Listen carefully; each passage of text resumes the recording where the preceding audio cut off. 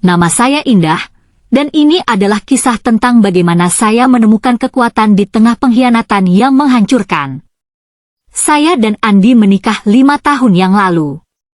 Awalnya, pernikahan kami sangat bahagia. Andi adalah suami yang penyayang dan penuh perhatian. Ketika saya hamil anak pertama kami, kebahagiaan kami terasa lengkap. Saya membayangkan masa depan indah yang akan kami jalani bersama sebagai keluarga kecil. Namun, saat usia kehamilan saya menginjak 8 bulan, semuanya berubah. Andi mulai sering pulang larut malam dan sikapnya semakin dingin. Saya mencoba untuk tidak berpikir buruk, menganggap mungkin dia hanya stres dengan pekerjaan. Tetapi, perasaan curiga semakin menguat setiap harinya. Suatu malam, ketika Andi tertidur, saya memberanikan diri untuk memeriksa ponselnya. Hati saya hancur saat membaca pesan-pesan mesra yang dia kirimkan kepada perempuan lain. Tak hanya itu, saya juga menemukan bukti bahwa Andi sering menggunakan jasa OpenBo, Booking Out, untuk bertemu dengan wanita-wanita tersebut. Saya merasa dunia runtuh. Bagaimana mungkin suami saya lebih memilih wanita-wanita tersebut daripada saya, istrinya yang sedang hamil besar dan membutuhkan dukungan? Dengan air mata yang terus mengalir, saya menanyakan Andi tentang semua ini keesokan paginya. Alih-alih merasa bersalah, dia malah marah besar karena saya memeriksa ponselnya tanpa izin. Dia menyalahkan saya atas perselingkuhannya, mengatakan bahwa saya terlalu fokus pada kehamilan dan mengabaikan kebutuhannya.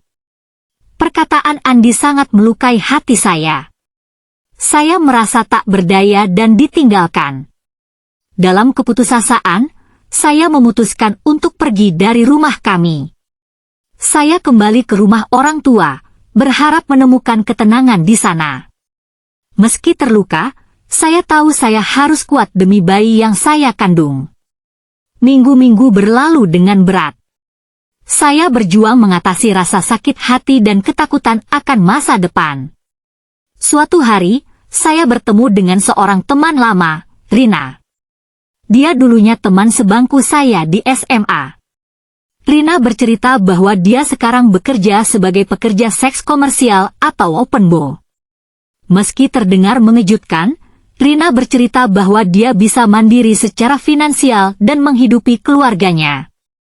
Dalam keadaan terdesak, saya mulai mempertimbangkan jalan tersebut. Dengan bantuan Rina, saya memasuki dunia OpenBo. Awalnya sangat sulit dan tidak nyaman, tetapi saya terus mengingatkan diri bahwa ini demi masa depan anak saya. Setiap rupiah yang saya hasilkan, saya tabung untuk kebutuhan persalinan dan masa depan bayi saya. Tidak lama kemudian, saya melahirkan seorang bayi laki-laki yang sehat. Menatap wajah mungilnya, saya merasa segala perjuangan saya tidak sia-sia. Bayi ini adalah sumber kekuatan saya. Dengan dorongan kuat dari dalam hati, saya memutuskan untuk mengubah hidup kami. Saya mulai mencari pekerjaan yang lebih stabil.